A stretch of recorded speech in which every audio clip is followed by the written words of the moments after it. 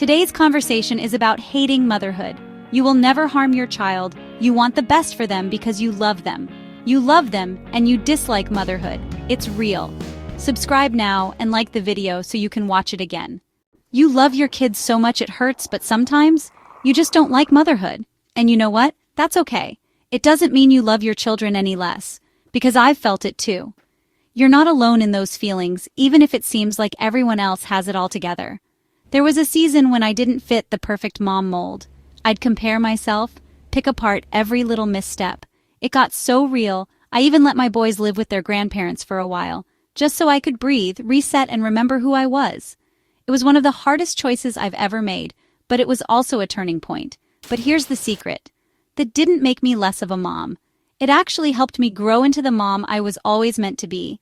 Sometimes stepping back is the bravest thing you can do. Motherhood isn't just about what you do for your kids.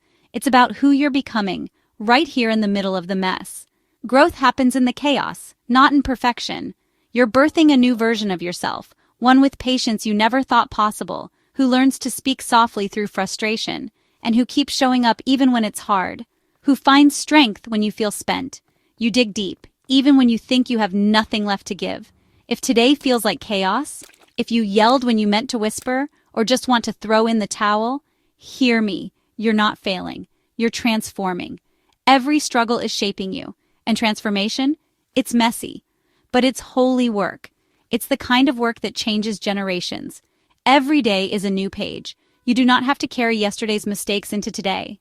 You get to start fresh every single morning. You get to try again with more grace and heart. You get to choose love, even after hard days.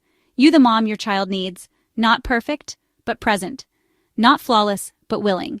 You are enough just as you are. Take a deep breath. You're doing better than you think. And it's never too late to change. Every moment is a chance to begin again. Subscribe now, like and comment. See you at the next video.